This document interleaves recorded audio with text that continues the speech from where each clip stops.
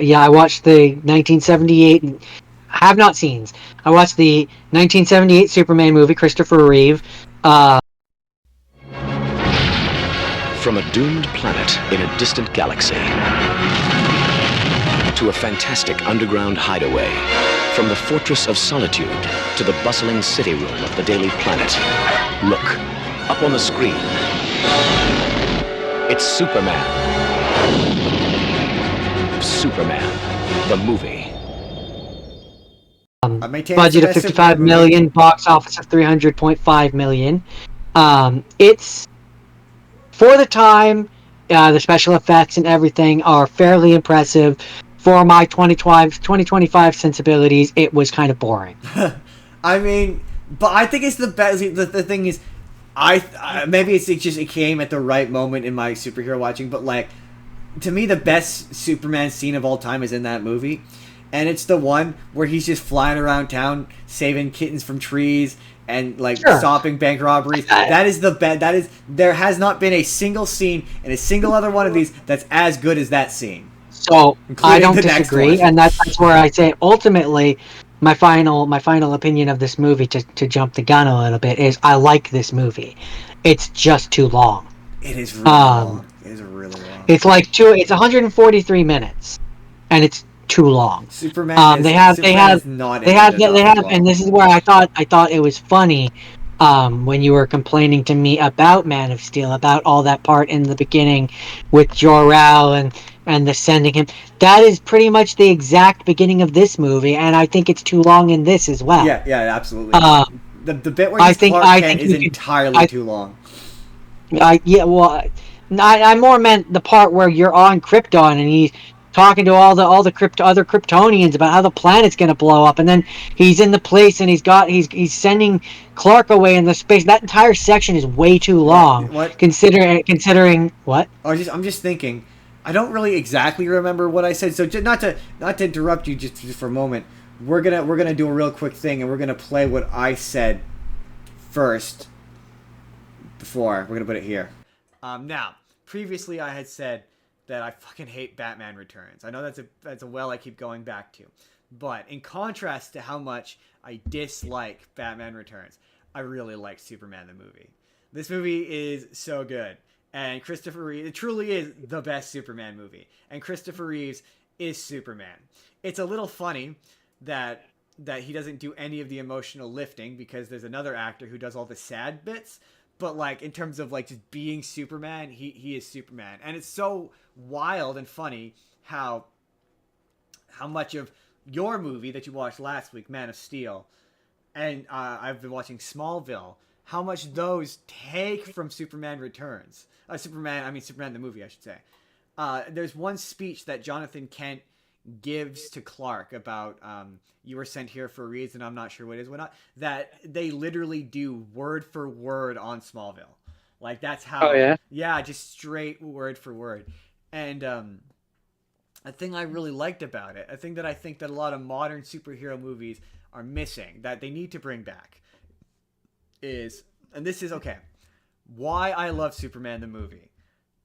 Why I think it's the best Superman movie, and maybe, and this might be a bold statement, the best superhero movie I've seen in a while. Because there's a really important scene in the middle once he becomes Superman. It's sort of funny because it's like he goes through this whole thing in the beginning where it's like this really long prologue. Like, it's funny that you're the Man of Steel. You're like, oh, that has a really long 30-minute prologue. This also has like a 30-minute prologue, except for half of mine is him as a kid. And so, yeah, he's just a completely different actor. And then he goes off to create the Fortress of Solitude, all of which is almost exactly the same as the way it is on Smallville, which is sort of crazy. And he trains with Jor-El for 12 years. And then he's just Superman now. So there's no like moment of him where he's slowly learning. Nope, he knows how to fly. Like Jor-El basically spends 12 years downloading like a shit ton of knowledge of everything into his brain, basically. And efficient. Yeah. So it's so funny that like I gave Man of Steel shit for being like, there's no moment where you see him because in the original there isn't either. Um, So what you're saying is Space Daddy shows up yeah, and I kept making that teaches joke. I was like, it's Faith Dad. teaches him he teaches him everything he needs to know. He's Faith Dad. Yeah, I He's just absolutely. and Yeah, I'm your space stepmom. yeah. No, there's no Space Stepmom. There's Space Dad.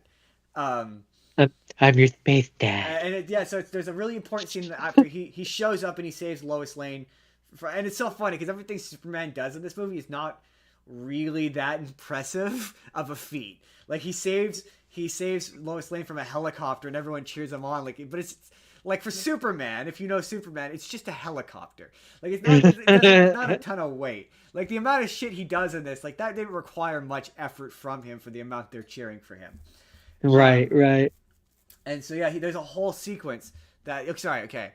Why I love this movie? I keep getting distracted. Why I love Superman the movie, and what I feel like most superhero movies are missing is there's a scene of him just being Superman. Like that's all he's doing. Is he's flying around the city and he's just stopping. It's like a 4 or 5 minute montage of him just stopping random crimes.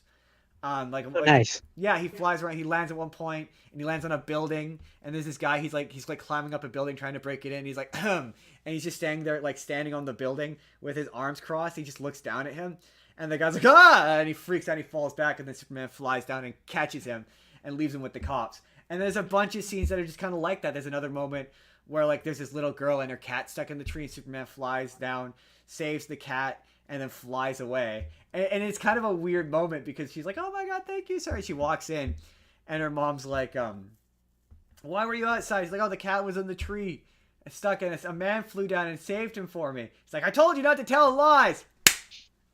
Like, whoa, that is, whoa. It was a different time, Justin. Whoa. But yeah, and then there's all these scenes of him just being Superman. And I'm like, that's what these modern we need scenes of the superhero just being the superhero. Well, it sounds like the deleted scene from Far From Home, I think it is. Yeah. Where Spider-Man stops the bank robbery. He's like, "You're not the Avengers." Oh no, that's like an actual scene. That's in Homecoming. That's an actual scene. You're thinking of the deleted scene from No Way Home, where he stops the guy who he thinks is stealing the bike and he flips him upside down, and that was the scene that his brother filmed that got deleted. Maybe I'm conflating the two. The one where, but either way, the scene that I was talking about was the Avengers one, where I'm like, it's just him being a superhero. Yeah. The superhero movie, Spider-Man in particular, needs more. I want a movie that's almost entirely just that, like just this, like there's no Peter Parker nonsense. There's none of that. It's just him being a superhero. And this movie does kind of balance it reasonably well of being like, oh, here's Clark. And he's so convincing as Clark Kent that even I started to forget that he was the same person. Like there's a moment where he's talking to Lois Lane and she's saying, oh, my friend Clark said this. And he's like, oh, what did he say? And there was a brief moment where I forgot he wasn't the one who said it. He was just that believable. I'm like, oh yeah, I see why people don't get that Clark Kent is automatically Superman now. I get it. Like, the performance is really quite good. And yeah, I don't think we've had a Superman that's really been maybe the one on the CW. He's pretty good. The one on the CW has definitely been the best version of Superman live action that I've ever seen. Is pretty great, but he's basically just Christopher Reeve Superman. So it's like, I mean, that's who he's trying to be. Yeah. The only thing I didn't like, and I love this movie, but the one thing I didn't like, I didn't care for Lex Luthor. It's so funny that people are like, oh, Jesse Eisenberg is just doing a take on Gene Hackman, the version of Lex, because they're basically the same. His plan is a real estate scheme, like that's he's like, oh, I'm perfectly willing to murder an entire city to get what you want, and then his evil plan is to just do a real estate scam, and it's just like, what? And he's I don't know how to describe it. They want you to think he's a super genius, but his sidekicks are so bumbling and idiotic that it's like he's more like the Joker. He's more like Jack Nicholson's Joker than when I think Lex Luthor. It's like he figures out these things. Like he figures out that kryptonite, that Superman is weak from kryptonite just by being like, well, the planet exploded, so stuff came from that planet, so he's obviously weak to it. It's like, what? How did you come to that conclusion? It's just like he works That's a out leap all of this, logic. yeah, there's all these moments of him just leaping, or he just decides he hates Superman for no real reason. He's just like, I just hate Superman. I hate what he stands for. And it's like, yeah, I like it on Smallville when it's like, okay, like I'm really hoping for Legacy that there's a reason why him and Superman don't like each other. Here it's just kind of like they don't like each other because Lex Luthor and Superman don't like each other. Like that's just the reason. And it's super weird because it's funny how we have this thing where we set up the next one at the end of the movie, because this one sets up the next one at the beginning of the movie, because the beginning of the movie opens up with Zod, and you're like, oh, he's gonna fight Zod. This is the one where he fights Zod, and then Zod's just not in the movie. It's him fighting Lex Luthor. But I will say, to wrap up how much I liked Superman Returns. I really like Superman the movie. I don't know why I keep wanting to say Superman Returns. Superman the movie. I really liked it. I hated Lex's evil plan. I thought it was dumb. But the one thing I did like, okay, this is what I will say. I didn't like the climax. The entire back half of it. The ending is crazy rushed, despite being an almost 2.5 hour movie. The ending is like, it's like they got to the ending and they were like, shit, shit. Because, Lex Luthor this is the one where Superman flies back in time, basically. And it's really confusing and it's not explained well. He just gets like basically Lex Luthor's plan succeeds and he blows up California and causes a bunch of earthquakes. Lois is gone to this dam to investigate basically Lex Luthor buying up all this land for this real estate scheme. And she gets stuck and caught in her car. And there's this really kind of upsetting scene of her slowly being buried to death. And Superman's trying to stop the Lex Luthor plan. And he stops it. He doesn't stop the missile. He raises the San Andreas fault so it's even again. So all the earthquakes stop. But there's still like, there's all these earthquakes kind of still happening. And so he's like, oh, I've saved the day or whatever. And he hears Lois Lane like dying basically, and he goes and he tries to save her and he doesn't get there in time and she dies, and he freaks out. And then a big thing that Jor-El tells him early in the movie is, oh, you're not allowed to interfere with human history. And so he does this thing where he gets really mad and then he flies around the planet a bunch, but you don't see the planet spinning backwards. The planet stays stationary. He just does it, and then he stops, and then he does it again, and then he goes and he saves her from the car right before it starts to get crushed. But it's not explained, oh, so wait, did he go back and prevent Lex Luthor from launching the missiles? Like, what exactly did he stop? Did he change? Like, you just introduced time travel into this, and you're not explaining any of this. It just kind of feels like you're like, shit, I need an ending, and then he takes Lex Luthor and the one of his henchmen and takes him to jail because the girl decided to help Superman last minute, so he didn't take her to jail.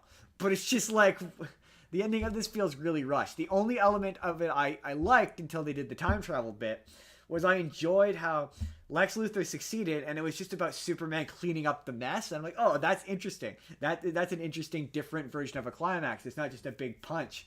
But then, yeah, they did the time travel thing, and they're like, this is ridiculous.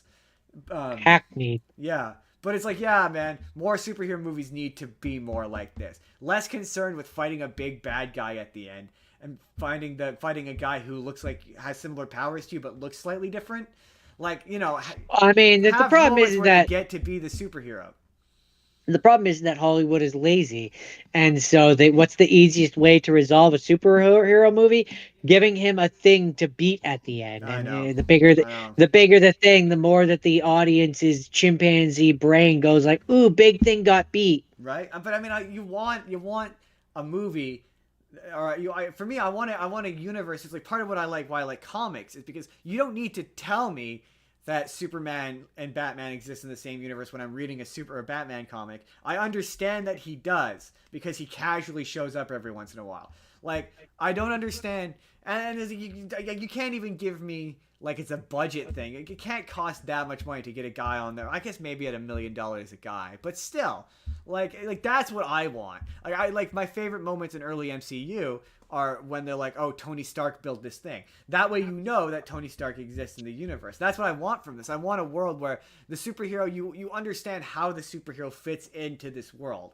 And with this one, this is where he's just starting to. I'd almost be interested in watching the other three because I hear they're bad. But yeah, that's my epilogue. It was very fascinating to see how similar Man of Steel is to this movie up to a point. I will say the one thing that that bugged me, well, not bugged me, but it bugs me retroactively, where in this one Jonathan Kent dies, because Jonathan Kent dies in most versions of Superman's story. He dies of a heart attack, which is the same as on Smallville. And the lesson for Superman is supposed to be that he can't save everyone. He has these superpowers, but he can't save every single person. That's the lesson. And in Man of Steel, you have that scene where he lets Jonathan Kent die, and that's supposed to be the moment where he learns that lesson. And it just goes to show how fundamentally Zack Snyder doesn't understand Superman, because he very much could have saved him in that moment. That's not like a way to teach that lesson. That's not like a thing that he couldn't stop. Like if Zack Snyder had wanted to have like a terrible real world equivalent of that kind of scenario, he would have had it where he died of cancer that he got from Clark's X-ray vision. Yeah, that would have worked. That would have been dark and upsetting, and then it at least made sense. But then the argument is Clark could have stopped that, but maybe not X-raying his dad in the chest so many times. But I do get your point. I do get what you're saying. But he didn't know that it was giving him the cancer. Yeah. But yeah, that's where I'm like, oh yeah, that's where that's one of those moments where I'm like, it was the first thing I thought of. Zack okay, Snyder come on, doesn't understand Superman. Give me a little bit of credit there. Yeah, like now from now on, now every Superman movie I'm ever seen, this is now the gold standard, because it's the gold standard. It's the best Superman movie. Arete Media says, "Don't get me started on how Jonathan Kent died in Man of Steel. So stupid. Oh, so dumb. That movie's bad. So dumb. That movie is bad. It's and we're gonna see if me and Jordan align on this. Continue. I thought that part was really, really long? Especially because it's supposed to be a Superman movie. It's a really slow and arduous beginning, which in this, the reason why I give it more of a pass here than I do in Man of Steel is because this is the first one. Right? Really. Also, like, the stuff it's doing, at least he's Clark Kent, and at least it's like the Man of Steel does the Clark Kent bits where it's showing his backstory, but it's intercut with these unnecessary scenes of him traveling the world. Instead of this one just does a straightforward, it does an origin. And also Clark Kent's dad, I believe, correct me if I'm wrong, dies of a heart attack in this one, right? I believe so. Yeah. I have to be honest. I kind of, and this is where I say this one was boring. It didn't pass the phone test. No. I faded in and out a lot. But the nice thing about the Christopher Reeve Superman movies, they're really old in this version. It's easy to watch while doing something else. Yeah, fatal heart attack. Yeah, like that's the one thing about the Man of Steel is that's the perfectly preventable death that he could have easily prevented. The thing about the heart attack is it's the idea is it's the one all his powers, and he can't save his dad. Can't save his dad. Yeah, exactly. He can't stop a heart attack, and it's a much better, much more poetic death. It's funny enough. To harken back to that comic book thing that I talked about that threw off the rhythm. There's a part in it where Jonathan is about to have a heart attack, and he is saved by Jor-El. In that version of it. That's interesting.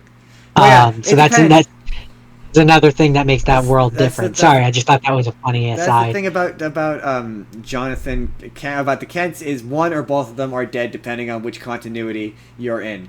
Quite often it's Jonathan, sometimes it's Martha.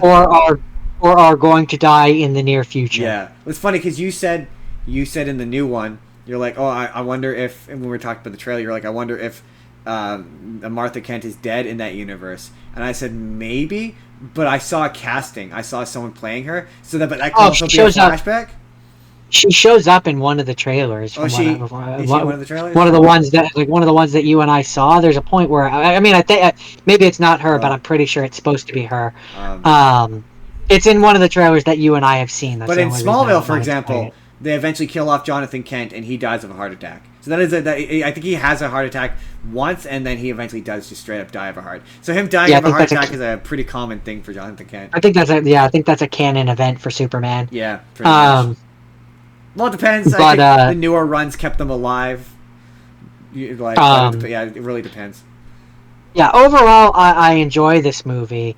But watching this movie and watching all of the movies kind of made me realize when it comes to Superman is a hard character to do right. See, I think because especially with the more modern stuff, when you have a character that is essentially invincible, other than a magic green rock, which is the only, it's very hard to create stakes that don't just devolve to people going after his loved ones. Yeah. I think other than, this one does the entirely ridiculous stakes of, to be fair, it's the Christopher Reeve Superman movie, so that's not to say it's devoid of ridiculous things. I mean, the traveling around the planet, making time go back. Going back in time, yeah. You can't possibly be fast enough to stop both rockets. And he goes fast enough to rewind time, so he was absolutely fast enough to stop both rockets. I don't love Gene Hackman, Lex Luthor. I don't love him. He's not my favorite. He gets to be. And to be fair, I don't remember if how much he's like this in the. Does he have that idiot male sidekick in the first one? I think so. Yeah. I seem to remember there being a guy that he gets arrested with at the end of the movie. Yeah. Okay. Yeah. He gets a little too bumbly. Like he's a bumbly kind of. For a guy who's supposed to be a genius, he's so cartoonish. Like I don't know how to describe it. It's like he's more of a buffoon than the cartoon version of him from the Saturday morning cartoon show. That's kind of my thing. My thing with Lex in this movie is maybe how I would. He doesn't. Well, I would articulate it like he doesn't feel competent enough to have the scheme. He feels like the sidekick. Yeah, exactly. Yes, and he's like that in the second one, where it's like, he feels like he's a sidekick to a more evil guy. And so that's where when I watch Superman Returns and I'm like, Kevin Spacey is supposed to be the same guy. I don't see that. I see I totally Brandon see Routh. I see Brandon Routh as the spiritual successor to Reeves. Christopher Reeve. I see it. But I don't see Spacey as this version of Lex. Oh, I absolutely see him as Gene Hackman. He's way too competent. But it's the over the top yelling, like the one where sure, but this version of Lex seems stupid. Yeah, I know. Kevin Spacey's version of Lex doesn't. Like the thing that makes me go. I mean, to be fair, maybe it's because it's been a while since I watched the first one, but in the second one, there's a lot of his lines in this where I don't remember exactly how it goes, but where he's he's yelling where Kevin Spacey's like yelling in her face, or there's a line he has where it's like really yelling. I wish I could remember it now. I'm totally blanking. But there's a particular line he has that it was in every trailer for that movie. That really reminds me of watching Gene Hackman. Reminded me of Kevin Spacey as Lex Luthor. So it's like I do see, especially the wig, the him wearing wigs. That is very much a reference to Gene Hackman, because Gene Hackman clearly didn't want to shave his head. Yeah. He shows up in the second one wearing an awful bald cap. We'll get to it. But so overall not bad, but especially when I remember when it came out. But I definitely found it boring. I'm gonna quickly knock out my last one so we get back onto track here, and you can wrap up the last one, because my last one is a very quick one that won't take very long to talk about. All right. If that's okay with you. No, because I want to do Superman 2, so then it'll be easy for me to edit.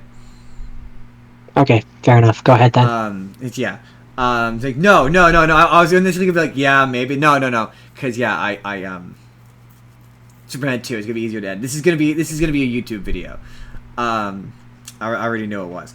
Anyway, so your movie was quite successful, Jordan. I don't know if you know that. And yeah, it had.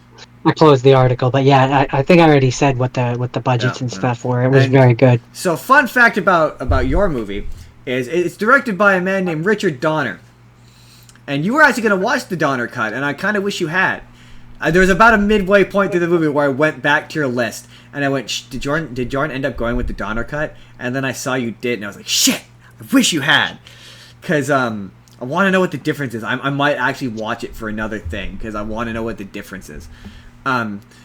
So when he made, I briefly considered it, but I just didn't think there would be enough differences in there to make it worth us watching what is essentially the same movie. It's not. It's wild. So, when he was initially making Superman 1, Richard Donner was also filming Superman 2 at the same time. Superman 2. The adventure continues with the 3 villains from Krypton. Each one with the same powers as Superman. Each one dedicated to violence against mankind. Think of it. 3 supervillains. Or 4 if you count him twice. The adventure continues in Paris with Lois Lane. So they were doing both movies at the same time. And he very famously got into fights with the 3 producers. There was a father-son team and one other producer. And they controlled everything and they wouldn't let him do what he wanted. Very similar to Tim Burton, ironically. And so they were very much in a conflict. And so it hit a point where he was in the middle of recording Superman 2 and they told him to shut it down. Shut it all down. Like they weren't confident the first one was going to do well. And so they shut it down, and then spoiler alert, the first one does well. So they restart production on Superman 2, and they fire, because they're unhappy with him, they fire Richard Donner. And initially they bring on Richard Lester as a producer, and there's just a bunch of conflict. And so Richard Donner eventually leaves. And in order for him to get his name on this, Richard Lester needs to reshoot more than half of it. I think it's like, I can't remember the exact number, but it's more than half of it. Or it might have been like 70%. Quite a bit of it. He has to reshoot. But most of the cast is pretty pissed about the fact that Richard Donner got fired. So Marlon Brando, who is Jor-El in the first one, Space Dad, refuses to come back and reshoot scenes. So they cut out all of his scenes. They changed apparently, because I googled what the difference was. Apparently, it's the original Donner cut is a much more serious tone. This is much more silly. There's additional scenes in this. Okay, so, yours sounds better. At the end, no, it's not. It's really, it's I would say, horrendous.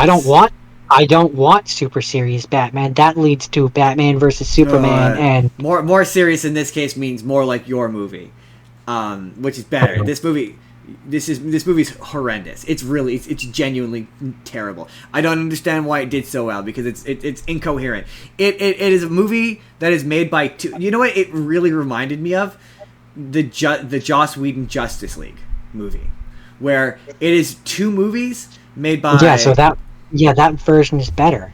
Joss Whedon's version was the better version. In this case, it's not. It's not a better version because,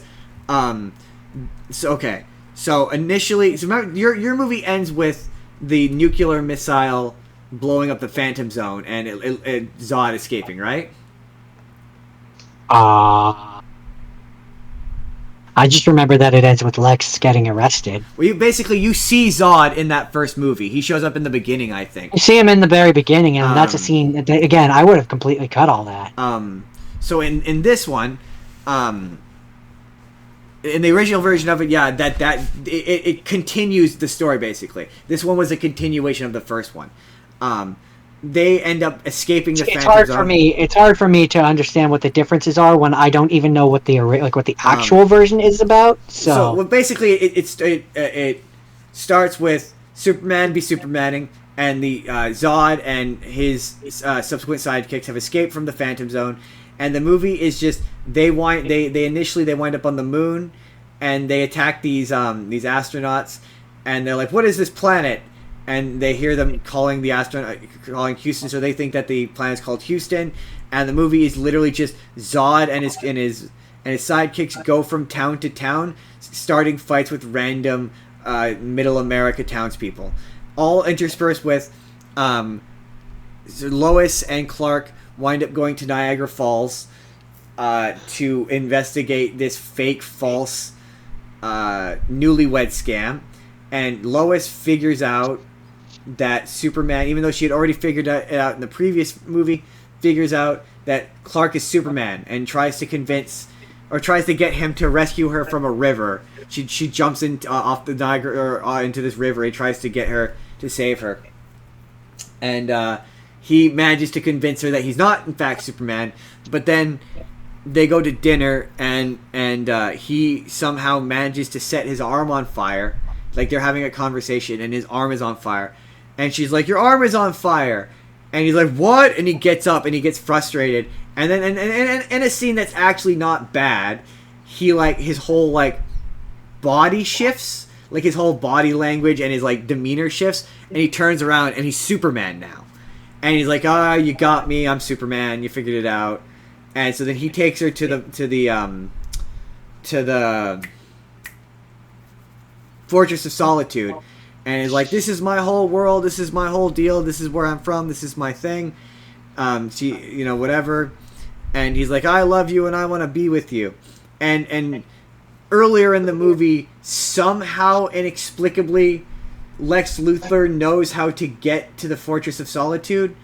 So he goes to the Fortress of Solitude and he watches footage of Clark's mom giving Earth history lessons, and then at one point it cuts to her talking about how there's these three, you would know them on Earth as criminals. We tried to reform them, but it wasn't possible. So they're on their way to you, and they're real evil.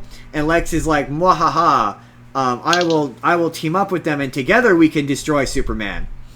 And so Superman is in love with Lois and is like, I've always I sent you the clip of it of him being like, yeah. Then Space Mom is like, "You can't be Superman. Yeah, you have to." But so there's no plot point prior to that moment that sets that up. She discovers he's Superman. They're having dinner, and then Space Mom is telling him that he needs to get rid of his powers. And that's where I sent you the clip of me being like, "Why?" One you have chosen. She feels as much for you. Yes. Then if this is what you wish, if you intend to live your life with a mortal, you must live as a mortal. You must become one of them. Why? This crystal chamber has harnessed the rays of the red sun of Krypton. No, but seriously, Once why? exposed to these rays, all your great powers on Earth will disappear forever. Why are you doing this? This decision has not been justified whatsoever. I don't understand why this is happening. There is no return. You will become an ordinary man. You will feel like an ordinary man.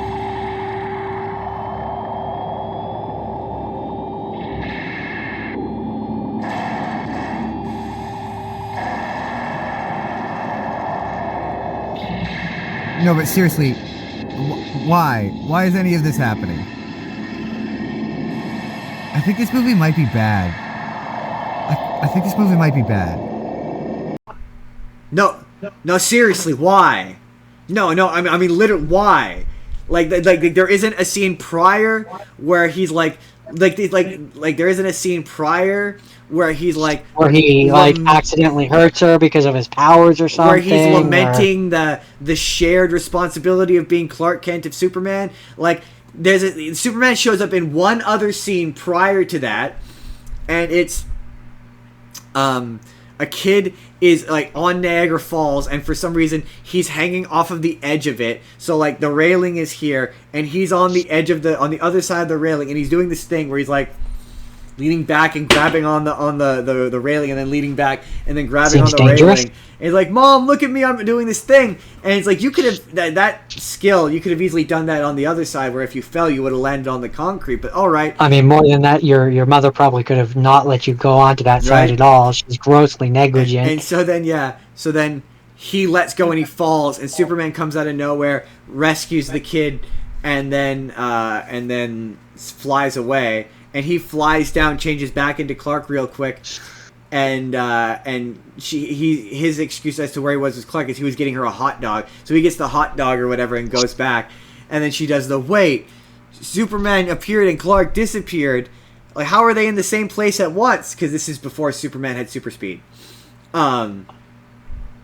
And so that's where she figures out he's Superman. So Superman has not appeared. There hasn't been. It's not like Spider-Man 2, where like he's lamenting the shared responsibility of the two identities. He's handling being both of them completely fine. He just out of nowhere, she's like, "Yeah, you can't be Superman and be with her," but never says why. And so then so then he changes. They do this weird scene where his like skin melts off. And he pops out of it, and he's just wearing regular clothes, and like he splits into Superman and Clark Kent, and Superman just kind of disappears, and he's just Clark Kent. And then they go to a diner, and they're about to have dinner, and this guy steals Clark's seat. He's sitting down, and Lois is like, "Yeah, someone's sitting there." He's like, "Yeah, blow me," and he's like, "No, but someone's sitting there." He's like, "Fuck off," basically. And Clark Kent comes back. And he's like, "You're sitting in my seat." And he's like, "Yeah, what of it?" He's like, "Oh, you're being very rude. What, you want to step outside?" And the guy's like, "All right." And then Clark starts to walk outside. And the guy wheels around and punches him in the back of the head and starts beating the shit out of him. And like you see Clark on the ground, and Christopher Reeve does this really great moment of like being like, "Oh," he's like, "I'm bleeding. It's my own blood." And he has this look of, "Oh, this sucks. I don't want to do this." And then Zod does the thing that they do in Man of Steel where he's like, "Superman, if you don't show up, I'll kill a bunch of people." And Superman's like, "I need to be Superman again." And he goes to go back to the Fortress of Solitude. But it's just kind of like, "Oh, you were human for one day and you couldn't handle it." Like, he was human for all of like 5 minutes of movie time. And then so then he goes back and he does this big cry, and then it cuts back, and he's like, Lex Luthor is teamed up with the evil Kryptonians, and he's trying to like get them to get Superman, and then Superman just kind of shows up out of nowhere, and he has his powers again. Of course, Space Mom isn't real and has to do what he tells her to. Well, in the previous scene, she's an artificial construct who has to give him his powers back. He picks up the crystal he used to grow the Fortress of Solitude in the first movie. He finds that just randomly on the ground, and then the next scene is he has his superpowers back, and there's no explanation for it, no rhyme or reason. He just has his superpowers back, and then they do a big fight in the city, which is kind of fun. It's really funny that people say that product placement is really bad now when there's a ton of product placement in this movie. Superman tosses people into Coke, a lot of Coke billboards. Always Coke, but never Pepsi. At one time, one of the people gets tossed into a Marlboro cigarette truck. Ew, gross. And then they beat them, and then Superman tricks or gets them. No, Superman runs away, and they're like, "Oh, Superman doesn't run away," and Lex Luthor is like, "Oh, I know where Superman lives. I can take you to where he lives." And so he takes him to the Fortress of Solitude, and then they do a fight in the Fortress of Solitude, and Superman has a bunch of random inexplicable powers he's never had before or since. So like, you've probably seen a few of them made fun of on Family Guy, but it's the one where he takes the crest and he throws it, and it turns into this big cellophane thing, and it covers the bad guy. I think I've seen things making fun of that. Family Guy made fun of it. Was like, what was that supposed to do? I don't know what it was. There's a point where he like clones himself, and there's like a bunch of holograms of him like around, and they're all fighting holograms of him that he inexplicably has for some reason. And so then Superman's like, oh yeah, I have this chamber that'll take away their. He goes to they keep threatening to kill Lex Luthor, and so Superman goes to go to Lex Luthor and be like, hey, we can beat them if you just help me trick them into going in this chamber. It'll take away their powers, and they'll be good. They'll be easy to beat at that point. And Lex Luthor's like, this handy dandy power remover, and he whispers it really loudly, and they're like standing right there. It's like, yeah, we could totally do this, and they're standing right there. And Lex Luthor, and they also have super hearing. Right, they also have super. No, I don't know if he has super hearing yet in this version, but they're standing literally right there. And Lex Luthor's like, yeah, sure. Mm-hmm. And then he immediately betrays him, and he goes to them. He's like, yeah, if you put Superman in this machine, it's gonna take away his powers. And so they put him in the machine. And Jordan, it turns out that it's he makes it look like he has his powers, and he goes to shake or to take Zod's hand, because Zod's like, kneel before me, take Zod's hand. And then he crushes Zod's hand, and it turns out that he actually tricked them, Jordan, and that the machine actually protected him from losing his powers, and they all lost their powers. And so he crushes Zod's hands and uppercuts him into a hole to his death. And then Lois uppercuts the girl. As one does. And so Lois unapologetically and without remorse, by the way, uppercuts the girl into another hole, and she falls to her death. And so between them, Superman kills all three of them. Sometimes you have to kill Zod. And so that's why when you're like, when initially I always used to be on your side when I'm like, no man, Superman killing Zod is really out of character. It's not a thing he would do ever. And then I watched this movie, and it kind of went, you know what? He's way more callous about killing Zod in this one than he was in Man of Steel. At least in Man of Steel, he does the scream, and he seems kind of sad about it. You yourself have also said that this was a poorly directed movie, so... So, okay, yeah. So, to your point of this sounds better and this is better, the original, the Donner cut, apparently... Well, I Googled, because I was so dumbfounded. I was like, wait, did I miss the scene where he went back in the chamber and got his powers back? Like, did I miss something? I'm so confused. And so then I went back and I rewound it twice to rewatch it. I'm like, no, he just... So then I Googled it, and I watched the scene from the Donner cut. And in the Donner cut, there's a scene, so he picks up the crystal, and Space Dad appears and gives him his powers back. And there's an entire scene, and remember how I was like, there's no explanation for why he wants to give up his powers? There's an entire scene with Space Dad where they have a conversation about why he wants to give up his powers. So, like, they cut out all of the shit that explains everything that makes this movie incoherent. So it's the one time where I'm like, yeah, the director's cut sounds better. I normally can't stand director's cut, but this is the director's cuts. But this is the one time where I'm like, you know what? That actually sounds like it's more coherent. Yeah. Bad movie. I just didn't think it was very good. Like, it disappointed me because of how much I really like the first one. Like, I really like the first one. It's probably my favorite Superman movie. Until next week when I sit here and tell you that's my favorite Superman movie. But it is currently my favorite Superman movie, so it really bummed me out that If we're talking live action ones, I don't think I have a favorite. I maintain that first Christopher Reeve one is both my favorite and the best Superman movie, objectively. Of the theatrical ones, not counting all the various straight-to-DVD ones. Well, that's why I said I'm not counting the animated ones, and I'm looking at the live-action ones. I think I would give it to oh my God, Superman Returns. Really? That might be your hottest take yet. Hey there, everybody. It's NCard Justin here. Let me know down in the comments. Have you seen the Christopher Reeve Superman movies? Do you like them? Do you hate them? What is your favorite Superman movie of all time? What do you think is the best one? Let me know all of your thoughts down in the comments. But if you would like to see the full podcast that this video is from, you click the box on the left, and that's going to take you to our mega-sized Superman special. Or you click the box on the right, and that's going to take you to a random video that YouTube thinks you're going to enjoy. Hit subscribe. We put new videos out every single day. Or you could just leave us a like. That also helps as well. But we will see you in the next video. Have a good day, everybody.